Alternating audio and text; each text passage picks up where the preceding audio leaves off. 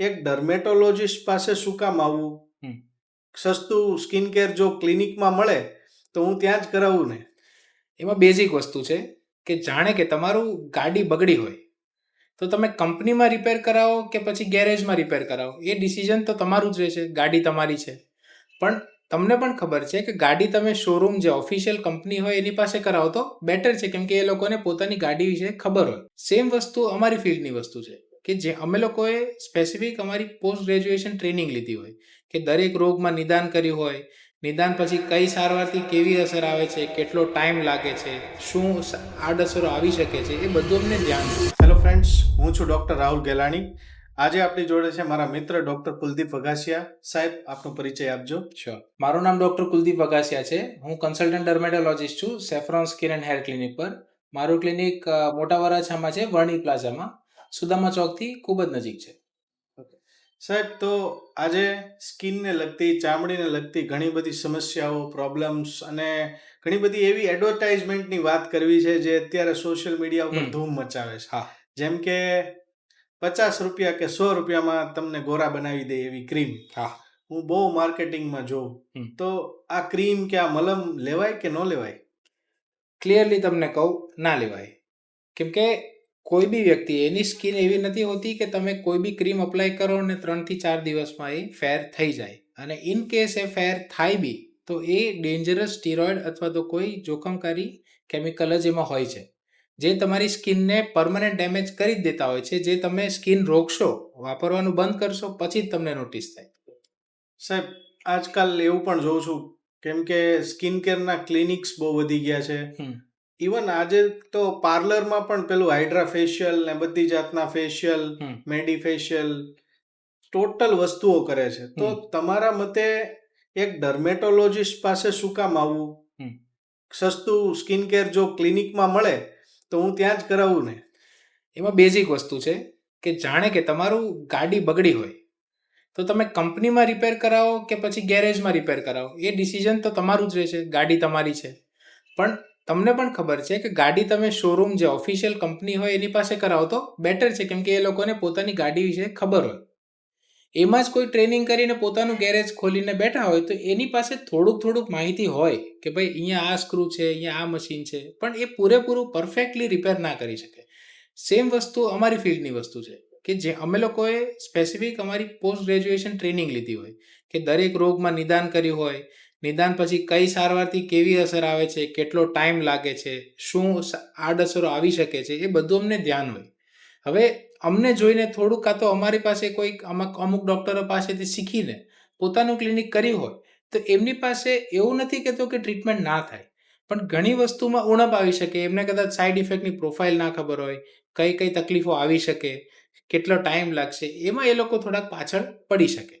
Okay સાહેબ, હવે એવું પણ પૂછવું હતું કે ઘણા લોકો એવું કરતા હોય છે, ચાલો એકવાર તો ડર્મેટોલોજીસ્ટ પાસે જતા રહ્યા, હવે એમને ત્યારે ક્ષણિક પૂરતો ગ્લો આવી ગયો, સ્કિન સારી થઈ ગઈ. હવે એવું કરે, સેલ્ફ પ્રિસ્ક્રિપ્શન કરે, ઓવર ધ કાઉન્ટર પોતે જ મેડિકલ પરથી એની એ ક્રીમ, એની એ દવા વાપર્યા કરે અને આવું લોંગ ટર્મ ચલાવ્યા રાખે. તો તમારા મતે આનો કઈ સાઈડ ઇફેક્ટ થઈ શકે? પૂરેપૂરી. મારી પાસે ઘણા પેશન્ટ આવતા હોય છે કે એ લોકો મેડિકલમાંથી ડાયરેક્ટ કોઈ ટ્રીટમેન્ટ લીધી હોય, સગાવાળા હોય કે ઓળખીતા હોય મેડિકલવાળા, તે એમ જ કહે કે ભાઈ મને દાદરની ટ્યુબ આપી દે ને ભાઈ, કાં તો એમ કહે કે ભાઈ મને ખરજવાની ટ્યુબ આપી દે, કાં તો કહે કે ભાઈ આ ચામડીની આ તકલીફ થઈ, ખંજવાળ થઈ, ફેરનેસ માટેની. તો મેડિકલવાળા એ લોકોને કોઈ કંપનીવાળા આપી ગયા હોય તો એ લોકો આપી દે કે લે આ વાપર. પછી શું થાય કે એ લોકોને ખબર નથી. દવા કદાચ ઘણીવાર એવું હોય કે ટ્યુબ સારી હોય, પણ એનું કેટલું પ્રમાણ અને કેટલા મહિના માટે વાપરવાની એનું એક સિસ્ટમ હોય. ઓછું ડોઝ કરવો, ઘટાડવો, બંધ કરવું. હવે તમે વાપરતા જ રહો તો ચામડી બહુ સેન્સિટિવ વસ્તુ છે. એ દરરોજ ફરતી રહેતી હોય, એના વાતાવરણ પ્રમાણે ચેન્જ થતું હોય. પછી તમે શું ડાયટ કરો છો, હાઇડ્રેશન કેટલું છે, બહુ સેન્સિટિવ વસ્તુ છે. એટલે તમે આવા ડેન્જરસ કેમિકલ્સવાળા ટ્યુબ તમે વારે વારે લગાડતા રહેશો તે સાઈડ ઇફેક્ટ થાય જ. અને અમારી પાસે ઘણીવાર આવતા હોય છે અને અમારે દુઃખ થાય છે કે અમે એમને હેલ્પ નથી કરી શકતા, કેમ કે એ સ્કિન ઓલરેડી ડેમેજ થઈ ગઈ હોય. એમાં પછી કંઈ કરી શકાય એવું હોય નહીં. તમે ટ્યુબ બંધ કરો એટલે નુકસાન થાય, હવે ટ્યુબ ચાલુ કરો એટલે તમને રાહત થાય. હવે ટ્યુબની તમે છોડી બી ના શકો. આ નશા જેવી વસ્તુ છે, ચામડીને નશો થઈ ગયો એ ટ્યુબનો. બરાબર, એવું થાય છે. પછી સાહેબ, તમે વાત કરી હમણાં તમારી ડિગ્રીની ડર્મેટોલોજીસ્ટ, હા. આજે બોર્ડ ઉપર બધે જોઉં ને, ઇવન હમ. માર્કેટિંગમાં પણ જોઉં ને તો હમ. બધા લખે કોસ્મેટોલોજીસ્ટ, હમ. એસ્થેટિશિયન. તો હમ. આનો મતલબ શું થતું હોય અને શું કોઈ આવી ડિગ્રી આવતી હોય છે? એકચ્યુઅલી એસ્થેટિક્સના એક્સપર્ટ લખેલું હોય છે અથવા તો કોસ્મેટોલોજીસ્ટ લખેલું હોય છે. એવી કોઈ એકચ્યુઅલમાં ડિગ્રી હોતી નથી. ફેલોશિપ કોર્સીસ આવતા હોય છે જે રેકોગ્નાઇઝ નથી હોતા. ગવર્મેન્ટ રેકોગ્નાઇઝ ડિગ્રી અને કોર્સીસ હોય તો વેલ એન્ડ ગુડ વસ્તુ છે. તમે હોસ્પિટલ્સ છે, સર્ટિફાઈડ હોસ્પિટલ્સ છે, એમાં તમે કરેલું હોય તો વેલ એન્ડ ગુડ. અંડર કોઈ એક્સપર્ટ ડોક્ટર્સ છે જે રેકોગ્નાઇઝ ફેલોશિપ્સ આપે છે, એના અંડર કર્યું હોય તો એ સારી વસ્તુ છે. બાકી હું પણ આજે ચાલુ કરી શકું અને મારા અંડરમાં તમે સર્ટિફિકેટ લઈ લો તો એનો કોઈ બેનિફિટ નથી. પછી તો સાહેબ આજકાલ એવું પણ છે કે ઘણા સ્માર્ટ પેશન્ટ હોય, ચેટ જીપીટી, ગૂગલ આના પરથી પોતાની સ્કિનના ફોટો અપલોડ કરીને જાતે ટ્રીટમેન્ટ પૂછે. સપોઝ ચેટ જીપીટી કે ગૂગલ એમને એવું કહે છે કે કેમિકલ પીલ કરાવી લો, અને એ કોઈ સસ્તી જગ્યાએ જાય છે જ્યાં એમને એમ કહે છે કે આ હું એક મિનિમમ અમાઉન્ટમાં કરી આપીશ. તો આનો કોઈ સાઈડ ઇફેક્ટ થઈ શકે? એમાં બેઝિક આપણે વિચારવું જોઈએ કે આપણે ખાવા જઈએ તો આપણે વિચારતા નથી હોતા કે અહીંયા મોંઘું હશે એટલે કદાચ સારું હશે, એનું મેન્ટેનન્સ કોસ્ટ ઊંચા હશે, એના કુક સારા હશે, એક કિચનમાં હાઇજીન વધારે મેન્ટેન કરતા હશે એટલે એને કોસ્ટિંગ હશે. સેમ વસ્તુ આમાં લાગુ પડે છે. કોઈ વસ્તુ કદાચ તમને કોઈ સસ્તી આપતું હોય તો એ કેમિકલની કોસ્ટ બી એને ઓછામાં જ પડી હોય તો જ એને પોસાતું હોય. પછી સાહેબ કોસ્ટિંગની જ વાત આવી તો અનલિમિટેડ સેશન્સ આપે છે આજકાલ હેર રિમૂવલમાં. હા. તો કેવી રીતે આ પોસાય અને કેવી રીતે કરવામાં આવતું હોય છે એ સમજાવો. જનરલી અમે ડર્મેટોલોજીસ્ટ લાઈફ ટાઈમ પેકેજ નથી આપતા હોતા. યુઝ્યુઅલી સારું મશીન હોય, FDA સર્ટિફાઈડ મશીન્સ હોય તો 6 to 8 મશીનમાં તો તમને 70 to 80% રિડક્શન મળી જ જાય છે, હેર પરમનન્ટ રિડક્શન. હવે એના પછીના જે વાળ છે જે એકદમ પતલા વાળ હોય એ તો કોઈ મશીનથી નીકળવાના નથી. અત્યારની કોઈ ટેકનોલોજી નથી કે જે પતલા વાળ હોય છે, જે બાકીના વાળ વધ્યા લેઝર રિમૂવલ પછી, એને નીકાળી શકે એવી કોઈ ટેકનોલોજી નથી. હવે તમે એનો લાઈફ ટાઈમ સેશન લો, હવે તમારું રિઝલ્ટ જે મેક્સિમમ છે 8 થી 10 સેશનમાં આવી ગયેલું છે, તો લાઈફ ટાઈમ લેવાનો તમને કોઈ બેનિફિટ નથી. એ કેવું છે કે એક માર્કેટિંગ ગિમિક છે કે તમને એવું લાગે કે ભાઈ મને 10 સેશનની જગ્યાએ મેડમે કે સરે 10 આખી લાઈફ ટાઈમ આપ્યું છે એટલે તમને એવું લાગે કે ના મને તો મજા આવે છે ને સસ્તું પડે છે. પણ એકચ્યુઅલમાં તમારે બેસ્ટ રિઝલ્ટ તો મેક્સિમમ 8 થી 10 સેશનમાં આવી જ જવાનું હોય છે, ડિપેન્ડિંગ ઓન તમારા કેટલા હેર છે, હેર ગ્રોથનો રેટ કેટલો છે, કોઈ મેડિકલ કન્ડિશન છે કે નહીં. જેવી કે પીસીઓડી હોય તો હેર ગ્રોથ વધારે હોય તો એમાં સેશન થોડા વધારે જોઈએ.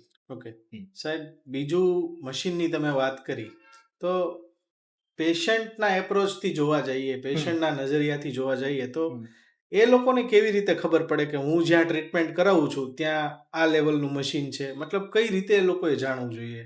જો ફર્સ્ટ થિંગ તો પેશન્ટની જવાબદારી છે. હું હંમેશા આ વસ્તુ કહું છું કે કોઈ બી ડૉક્ટર પાસે જાઓ તો તમને જે તકલીફ છે એનું ગૂગલ છે અને ચેટ જીપીટી છે એનો થોડોક સારો ઉપયોગ કરો. તમે ટ્રીટમેન્ટ શોધો છો, તમે જે તકલીફ છે પહેલાં એને શોધવાની ટ્રાય કરો અને એના વિશે ડૉક્ટરને પૂછો. ડૉક્ટર તમને કોઈ દવા લખે તો એના વિશે પૂછો કે સાહેબ તમે કઈ દવાઓ લખી છે. પછી કોઈ તમને એમાં બી ડાઉટ આવે તો એ બી પૂછવાનું કે સાહેબ તમે મને એન્ટીબાયોટિક કેમ આપી, તમારે આ દવા છે આ શું છે? તો કે આનું કન્ટેન્ટ સાહેબ એમ તમને કહે કે સ્ટીરોઇડ છે, તો કે સાહેબ મેં તો સાંભળ્યું હતું સ્ટીરોઇડ ખરાબ હોય તો આ સારું છે. એ બધા સવાલો પૂછતા રહેવા જોઈએ. અને લેઝરમાં બી એવું છે, લેઝરની ટેકનોલોજી હોય કઈ રીતે કામ કરે છે એ બી તમે ડૉક્ટરોને પૂછતા જાઓ. એની એક સ્પેસિફિક ટેકનોલોજી હોય એ સમજશો એટલે તમને આઈડિયા આવી જશે કે મશીન એકચ્યુઅલમાં શું કામ કરે છે અને એમાંથી શું રિઝલ્ટ એક્સપેક્ટ કરી શકાય. ઓકે સાહેબ, હવે આજકાલ એવું ચલણ વધ્યું છે કે ખીલ થતા હોય જે લોકોને, એને ફરજિયાત ક્યાંય પણ પાર્લરમાં જાય, ક્યાંય પણ સ્કિન કેર સેટઅપમાં જાય તો ફેસ ગ્લોના પેકેજ પકડાવી દેતા હોય છે. તો તમારા મતે આ કેટલું યોગ્ય છે? જુઓ, બેઝિક વસ્તુ છે. હું સલૂન અને સ્પામાં જે ટ્રીટમેન્ટ થતી હોય એનો વિરોધી નથી. ઘણી વસ્તુઓ ફેશિયલ્સ એ લોકો કરતા હોય છે જે એકચ્યુઅલમાં શોર્ટ ટર્મ માટે બેનિફિટ આપે કે તમને જાણે કે 3-4 દિવસમાં કોઈ ઇવેન્ટ હોય તો એમાં કરાય, કેમ કે એનો ગ્લો આવી જશે. એ 100% વસ્તુ છે. ડિપેન્ડિંગ ઓન એ કયા વસ્તુઓ વાપરે છે એમાં હું કમેન્ટ ના કરી શકું. એ કઈ પ્રોડક્ટ વાપરે છે એમાં હું કંઈ ના કહી શકું. કદાચ સારા ખરાબ એ મને એમાં આઈડિયા નથી. પણ એ શોર્ટ ટર્મ હોય. તમને એમ કે આ પેકેજ કરાવો અને તમારે લાંબો ટાઈમ ટ્રીટમેન્ટની ઇફેક્ટ રહેશે, તો એવું શક્ય નથી. ફેશિયલ ટ્રીટમેન્ટ જેટલી બી હોય તે લોંગ ટર્મ ના ચાલે. એના માટે તમારે બીજી બધી ટ્રીટમેન્ટ્સ, લેઝર છે, કેમિકલ પિલિંગ છે, એમાં જ જવું પડે. બરાબર. પછી સાહેબ સ્કિનની જ વાત છે તો હમ. નોર્મલ વ્યક્તિએ પોતાના ઘરે થઈ શકે હમ. એવી રીતે સ્કિન કેરમાં શું શું ટિપ્સ યાદ રાખવી જોઈએ? બેઝિકલી ફર્સ્ટ થિંગ, સૌથી મહત્વની વસ્તુ છે જે મેજોરિટી લોકો ફોલો નથી કરી શકતા, અને હું પણ વર્ષો પહેલા એમનો શિકાર હતો. 3 થી 4 લીટર, આઈડિયલી 2 થી 3 લીટર તો તમારું જવું જ જોઈએ. 3 લીટર જાય તો બેસ્ટ. એટલું પાણી તો તમારે દરરોજ પીવાનું જ છે. હાઇડ્રેશન છે, હાઇડ્રેશન એ સ્કિનની હેલ્થ માટે સૌથી મહત્વની વસ્તુ છે. પાણી નહીં પીઓ તો બીજી બધી વસ્તુની ઇફેક્ટ તમને ઓછી દેખાશે. એવું નથી કે તમે પાણી બંધ કરી દો, નોર્મલી જે ઓછું પીવો છો તો તમારે વાંધો નહીં આવે, પણ પાણી વધારે પીશો તો તમને એની ઓટોમેટિક ગ્લોની ઇફેક્ટ આવશે. ટાઈમ આપવો પડે. એવું નથી કે તમે આજે ચાલુ કર્યું 3 લીટર તમને મહિનામાં ગ્લો થઈ જાય. હિલિંગ અને પ્રોસેસને આખી સ્ટેબિલાઇઝ થવામાં વાર લાગતી હોય. ફર્સ્ટ થિંગ આ છે. સેકન્ડ થિંગ એ છે મોઇશ્ચરાઇઝર યુઝ. મોઇશ્ચરાઇઝર એક સારું તમને સેટ થઈ જાય છે, તમે ડૉક્ટર પાસેથી પ્રિસ્ક્રાઇબ કરેલું હોય. એવું નહીં કે ભાઈ ડાયરેક્ટ મેડિકલમાંથી લઈ લો અને પછી લગાડો. એકવાર ડૉક્ટરને મળો, એમની પાસે તમારી સ્કિન ટાઈપનું ડિસ્કશન કરો, તમારી ઓઇલી સ્કિન છે, ડ્રાય સ્કિન છે, કોઈ બીજી કોઈ તકલીફો છે.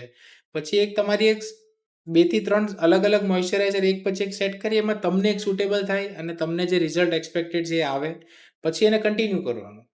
મોઇશ્ચરાઇઝર યુઝ દિવસના 2 થી 3 વાર જરૂરી છે. લોકો એમ કહેતા હોય છે કે ચોમાસું છે અત્યારે શું મોઇશ્ચરાઇઝરની જરૂર, અથવા તો ઘણીવાર મને કહેતા હોય કે સાહેબ શિયાળા સિવાય હું મોઇશ્ચરાઇઝર લગાડું નહીં. પણ એકચ્યુઅલમાં એવું નથી. મોઇશ્ચરાઇઝર એ પરસેવો છે, એ મોઇશ્ચરાઇઝર ઇફેક્ટ નથી. એ તો ખાલી પરસેવો છે, પાણી નીકળે છે પરસેવાના રૂપમાં અને બાષ્પીભવન થાય છે. એનાથી પરસેવા જોડે મોઇશ્ચરાઇઝર અને પરસેવાને કન્ફ્યુઝ ના કરે. લોકો એને કરતા હોય છે જનરલી. ઓકે. અને સનસ્ક્રીનનું લેડીઝમાં હવે હું થોડુંક ઓબ્ઝર્વ કરું છું કે થોડી અવેરનેસ આવી છે, અને એ લોકો સામેથી માગતા હોય છે કે સર સનસ્ક્રીન કયું વાપરીએ. એમાં બી ઘણી ખોટી ટેકનિક હોય છે કે દિવસને 1-2 વાર લગાડતા હોય છે. એની બી એક સિસ્ટમ હોય કઈ રીતે લગાડવું. મારી ખાસ રિક્વેસ્ટ છે પુરુષ મિત્રોને, કે એ લોકો એમ કહેતા હોય કે સાહેબ અમારે તો કંઈ થાય નહીં, શક્ય નથી, આમ છે તેમ છે. પછી એ લોકો પાછા મને એમ જ કે સાહેબ મારે ગ્લો જોઈએ છે. તમારે ગ્લો જોઈતો હોય તો એના માટે તમારે લેડીઝ લોકો જેટલી મહેનત કરે છે એનાથી 50% તો એટલીસ્ટ મહેનત કરવી પડે. એવું નથી કે તમે આટલું ક્રીમ લગાડો સરખું થઈ જાય. તમારે માસ્ક પહેરવા પડે. માસ્ક ના પહેરી શકતા હો તો સનસ્ક્રીન રેગ્યુલરલી 2-3 કલાકે રિપીટેડલી લગાડવા પડે, દરરોજ લગાડવા પડે. અને હાથ પર, ગળા પર, મોઢા પર બધે જ લગાડવું પડે. અને રેગ્યુલરલી. એવું નહીં કે મહિનો લગાડ્યું, ગ્લો થઈ ગયો, કામ પૂરું. કેમ કે સ્કિન તમે ફોટો પ્રોટેક્શન નહીં કરો તે પાછી ડેમેજ થશે જ. ઓકે સાહેબ, હમણાં એવો બધો ટ્રેન્ડ છે કે આ સોશિયલ મીડિયા, ઇન્ફ્લુએન્સર્સ અને અલગ અલગ જગ્યાએથી માહિતીઓ મળતી હોય, તો મારા પણ એક પેશન્ટે આવું કરેલું. એ રોજ લાસ્ટ 3 મહિનાથી વિટામિન સી ની ટેબ્લેટ લેતું હતું, વિધાઉટ કોઈ રીઝન. જસ્ટ એમણે એક રીલમાં એવું સાંભળેલું કે vitamin C good for skin. આના લીધેથી એ વિટામિન સી લેવા માંડ્યું. પછી એણે મારી પાસે ડિમાન્ડ કરી કે મને ગ્લુટાથિયોન પણ આપી દો, અને એ પણ 1-2 ઇન્જેક્શન નહીં, એણે કીધું કે મને 15 ઇન્જેક્શન આપી દો વિધિન શોર્ટ ટાઈમ, કે 2 મહિનાની અંદર 15 ઇન્જેક્શન આપી દો. તો તમારું આ સેલ્ફ સપ્લિમેન્ટેશન વિશે શું કહેવું છે? સેલ્ફ સપ્લિમેન્ટેશનનું બેઝિક વસ્તુ છે કે ના કરવી જોઈએ. કેમ કે કોઈ બી કેમિકલ છે, એ કેમિકલ તમારા બોડીમાં જઈને એને પ્રોસેસ કરવું પડશે. કોઈ બી દવા છે બેઝિકલી કેમિકલ છે. વિટામિન બી છે એક પ્રકારનું કેમિકલ જ છે, જે શરીરમાં જઈને એને મેટાબોલિઝમથી પ્રોસેસ કરવું પડે. બધું લોડ આવશે લીવર ઉપર. દરરોજ મેડિકલના સ્ટડીઝ અને રિસર્ચ પછી દરેક કેમિકલ, એટલે જેટલા બી વિટામિન્સ હોય, ન્યુટ્રિયન્ટ્સ હોય, એનું એક પર ડે ન્યુટ્રિયન્ટની રિક્વાયરમેન્ટ એક ક્લિયર થયેલી હોય કે પર ડે રિક્વાયરમેન્ટ કેટલી છે. હવે તમે આડેધડ કોઈ બી વસ્તુ લો તો તમને બેનિફિટ તો થવાની વાત સાઈડ પર છે, નુકસાન થાય છે જે તમને લોંગ ટર્મમાં દેખાશે. અત્યારે તમને કાંઈ ખબર નહીં પડે. જેમ ઓલ્ડ થશો, જેમ તમારા ઇન્ટરનલ ઓર્ગન્સ વીક થશે, જેમ કે કિડની છે, લીવર છે, આ બધા જનરલી આ દવા અને મેડિકેશનથી ઇફેક્ટ થતા હોય ઓવરડોઝમાં લો તો એની ઇફેક્ટ તમને લોંગ ટર્મમાં દેખાશે. અત્યારે કોઈ ઇફેક્ટ નથી. એટલે મારું રિકમેન્ડેશન છે કે જરૂરિયાત વગર કોઈ બી જગ્યાએ તમને સજેશન આપ્યું કે ભાઈ પગ દુખે છે તો વિટામિન ડી લઈ લે, કોઈ એમ કે પગ દુખે છે તો કે કેલ્શિયમ લઈ લે, કોઈ હવે તમે જેમ વાત કરી ગ્લુટાથાયોનની, ગ્લુટાથાયોન નવું મોલિક્યુલ છે. એનું કઈ રીતે હજી રિસર્ચ પૂરેપૂરું એટલું બધું ડેપ્થમાં આવ્યું નથી કે ભાઈ તમે આટલું લો, આટલું રિકમેન્ડેશન લો તો તમને ગ્લો આવશે. રિઝલ્ટ ટેમ્પરરી હોય છે અને ઘણા લોકો પ્રિસ્ક્રાઇબ કરે છે. એકચ્યુઅલી હું પ્રિફર કરતો નથી. ઓકે. સાહેબ, ગ્લુટાથિયોનની જ વાત કરીએ, આગળ એને વધારીએ કે ઘણા ક્લિનિક્સમાં હું જોઉં છું glutathione IV therapy for radiant skin and for stamina power. તો કેટલું પ્રૂવન છે, કેટલું આમ સાયન્ટિફિકલી જોવા જઈએ તો કેટલું એવું છે કે હા લ્યો તરત જ ગ્લો આવી જશે, તમારે હવે ફેસ ગ્લો કરાવવાની જરૂર નથી, તમને અંદરથી જ પિગમેન્ટેશન દૂર થઈ જશે? ગ્લુટાથાયોનના રિસર્ચ થયેલા છે, એનું થોડોક સપોર્ટિવ રિસર્ચ છે કે તમે ગ્લુટાથાયોન લો તો તમને બેનિફિટ થાય. હું એવું નથી કહેતો ગ્લુટાથાયોન ઇફેક્ટિવ નથી, પણ જેટલું એને સોશિયલ મીડિયામાં ચડાવી દીધું છે કે ભાઈ તમે ડ્રીપ લો, અને તમે નવરાત્રીમાં હું જોતો હતો કે ભાઈ નવરાત્રીમાં તો આટલો બધો એનર્જી ક્યાંથી લાવે છે, તો કે ડ્રીપ આવ્યું, હું તો ડ્રીપ લગાડું છું.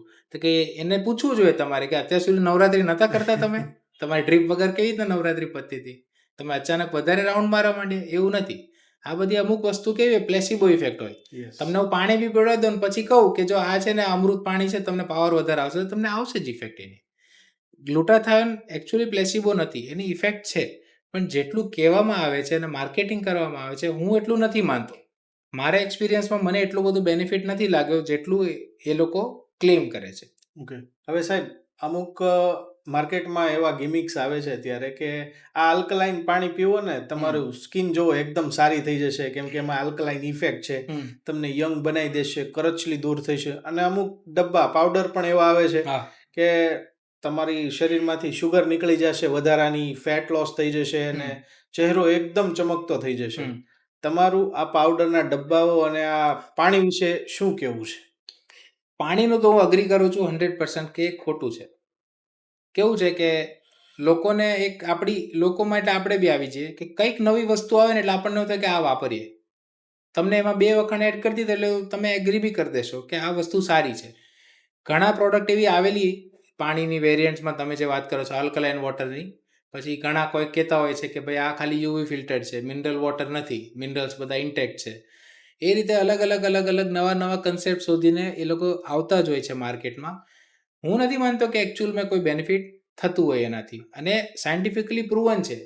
તમે થોડુંક બી રિસર્ચ કરો, હું તમને જે ગૂગલ ચેટ જીપીટીનું મેન્શન કર્યું હતું, તમે આ વસ્તુમાં વાપરજો કે ભાઈ મને ચેટ જીપીટીને તમારે પૂછવાનું કે ભાઈ મને આ પાણી છે આલ્કલાઇન વોટરની આપણે વાત કરીએ તો ભાઈ મને આલ્કલાઇન વોટરના એવા કેટલા સ્ટડીઝ છે જે ઓપન હોય અને સાયન્ટિફિકલી પ્રૂવન હોય કે ભાઈ આ પાણી પીવાથી મને બેનિફિટ થયો છે, આવું એ લોકોએ કેસ ટ્રાયલ કર્યા હોય. એવા કોઈ સ્ટડીઝ મટીરિયલ મળતા હોય તો લાવો આપણે ચર્ચા કરીશું.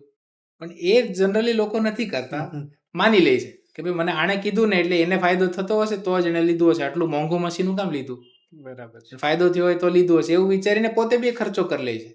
2-5 વર્ષ નીકળી બી જાય છે. હું તો મારા અમુક સગાવાળા બી છે જેને લીધું છે, મને કોઈ ડિફરન્સ દેખાયો નથી એમની લાઈફસ્ટાઈલમાં કે એમની પર્સનાલિટીમાં કે એમના ગ્લોમાં. જે હતા એ જ માણસ નોર્મલી આગળ વધે છે.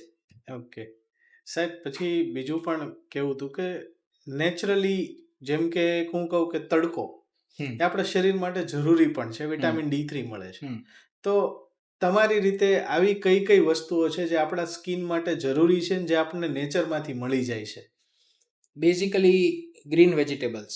ફર્સ્ટ થિંગ, તમે તડકાની વાત કરી, તડકામાં બી એક ફેઝ છે કે મોર્નિંગનો તડકો, સવારનો તડકો. વિટામિન ડી જે આપણે વાત કરીએ છીએ કોલેસ્ટ્રોલમાંથી બને છે, તે એ મેઇન સવારના તડકાથી જ બને છે. એની વેવલેન્થ સ્પેસિફિક હોય છે જે સવારના જ આવે, એનાથી જ આપણને બેનિફિટ થાય. તમે પછી 10-11 વાગ્યા પછીના તડકાથી તમને નુકસાન જ વધારે છે. ડીનું સિન્થેસિસ થશે પણ બહુ મિનિમલ, તમને એની સામે નુકસાન વધારે છે. આપણે જોઈએ જ છે રિયલ એસ્ટેટના અને કન્સ્ટ્રક્શન ફિલ્ડમાં કામ કરતા આપણા ભાઈઓ હોય બધા, એ થોડાક ટેનિંગ આવી જ ગયેલું હોય, એ લોકો પાસે ઓપ્શન નથી કંઈ. એ રીતે બીજી એક ધ્યાન રાખવું જોઈએ છે ગ્રીન વેજીટેબલ્સ વાળું ડાયટ. આપણે ખાતા હોઈએ છીએ, બધું ખાતા હોઈએ છીએ, પણ આપણું પ્રમાણ ઓછું હોય છે. લીલા શાકભાજી અલગ પ્રકારના વેરાયટી, જાણે કે બધા પ્રકારના પાલક છે, પછી તાંદળજાની ભાજી છે, મેથી છે, એ બધા પ્રકારના લીલા શાકભાજી, પછી કોબી છે, પછી ફ્રૂટ્સમાં સાઇટ્રસ ફ્રૂટ્સ. આપણે વિટામિન સીની તમે વાત કરી તો ફ્રૂટ્સમાંથી બી એ મળે જ છે. તે બેનિફિટ એ જેટલા બી સિઝનલ ફ્રૂટ્સ હોય એનું બેનિફિટ્સ આપણે લો એટલે ઓટોમેટિક એનો તમને ફાયદો થાય છે. સાહેબ, હવે વાત કરીએ સોશિયલ મીડિયાનો સૌથી મોટો ડર જે અત્યારે હું રીલ્સમાં જોતો હોય એ છે શુગર નહીં ખાવાની. ઘણા લોકો, ઇવન ડોક્ટર્સ ફિલ્ડના લોકો પણ કહેતા હોય કે શુગર ઇઝ હાર્મફુલ. તો શુગર મને સમજાવો, સ્કિન માટે કઈ રીતે નુકસાનકારક છે? શુગરમાં સિમ્પલ વસ્તુ છે કે શુગરમાં એક શુગર જેને કન્સિસ્ટન્ટલી હાઈ રહેતું હોય, અનરેગ્યુલેટેડ બ્લડ ગ્લુકોઝ રહેતું હોય છે, એને કોમનલી અમે જોતા હોય છે એકેન્થોસિસ નાઇગ્રિકન્સ કરીને એક કન્ડિશન છે કે તમે નોટિસ કર્યું હશે કે ઘણા બહેનો અથવા તો ઘણા ભાઈઓમાં અહીંયા ગળાનો ભાગ જે હોય ને ત્યાં કાળા કલરનો આખે આખું આમ થીક લેયર જેવું બની ગયું હોય. એ તમને ઓબ્ઝર્વ કરતા જ તમને પકડાઈ જાય કે આ કાળું કાળું છે. અને તમે એમની જોડે વાત કરો અથવા તમારા મિત્રમાં કોઈ ન હોય તો કે ભાઈ હું તો આ સ્ક્રબ વાપરું છું ને આ બ્રશ લઈ આવ્યો અને ઘસતો હોઉં છું તો બી કંઈ ફાયદો થતો નથી. એ કન્ડિશન છે એકચ્યુઅલમાં એકાન્થોસિસ નાઇગ્રિકન્સ, જેની ટ્રીટમેન્ટ અમારી ડર્મેટોલોજીમાં આવે જ છે. પણ એનું મૂળ એકચ્યુઅલમાં વન ઓફ ધી મૂળ ઘણા બધા કારણો છે. એમાંથી એક કોમન ઘણીવાર અમે જે જોતા હોય છે અનરેગ્યુલેટેડ બ્લડ ગ્લુકોઝ, જેનું શુગર કન્સિસ્ટન્ટલી હાઈ રહેતું હોય છે એને એકેન્થોસિસ નાઇગ્રિકન્સ આવતું હોય છે. અને એટલું બધું જોયું છે કે એ શુગર કંટ્રોલ કરે ને એટલે એકેન્થોસિસ ઓટોમેટિક જાતે જાય છે. અમારે ટ્રીટમેન્ટ બી ના કરવી પડે. અમે વેટ એન્ડ વોચ એકદમ નાના અમાઉન્ટમાં જે એકેન્થોસિસ હજી સ્ટાર્ટ થયું હોય ત્યારે જ અમને જેની અવેરનેસ હોય છે એ લોકો આવી જાય કે સાહેબ મને કાળું કાળું થોડુંક નોટિસ થાય છે, અત્યાર સુધી નહોતું. તો તમે એને એમ કહો ટ્રીટમેન્ટની જરૂર નથી, તમે થોડુંક શુગર કંટ્રોલ ઉપર તમે ટ્રીટમેન્ટ ચાલુ કરી દો શુગર માટેની તો ઓટોમેટિક જતું રહેશે અને એકચ્યુઅલમાં જાય છે. એટલે શુગરથી ડાયરેક્ટ એનું ડિપેન્ડન્સ છે. બીજી એક કન્ડિશન અમે જોતા હોઈએ છીએ કે જેને શુગર બહુ વધારે રહેતું હોય છે. અમે જે આ ગઈઢા લોકોમાં અથવા વડીલોમાં અમે જોતા હોઈએ છીએ કે એ લોકોને ઇન્ફેક્શન વારે ઇન્ફેક્શન થયા રાખે, ફોલિક્યુલાઇટિસ. એવી હાઈ શુગરનું એક સાઇન છે. બહુ બ્લડ શુગર આપણું ઊંચું રહેતું હોય એ લોકોને વારે ઇન્ફેક્શન થયા રાખે. શુગર આપણે ટ્રીટમેન્ટ લઈએ એટલે ઓટોમેટિક એ સોલ્વ થતું જ હોય છે. ઓકે, તો થેન્ક યુ સાહેબ, તમે સ્કિન વિશે અને ઘણી બધી જે ગેરમાન્યતાઓ છે એના વિશે ખૂબ સારું અમને સમજાવ્યું. એ બદલ ખૂબ ખૂબ ધન્યવાદ. તમારું બી થેન્ક યુ. તમે અવેરનેસ અને આ આપણા મેડિકલ ફિલ્ડની ઘણી બધી અંદરની વાતોને બહાર લાવવા માટે એટલી મહેનત કરો છો એનો બી ખૂબ ખૂબ આભાર.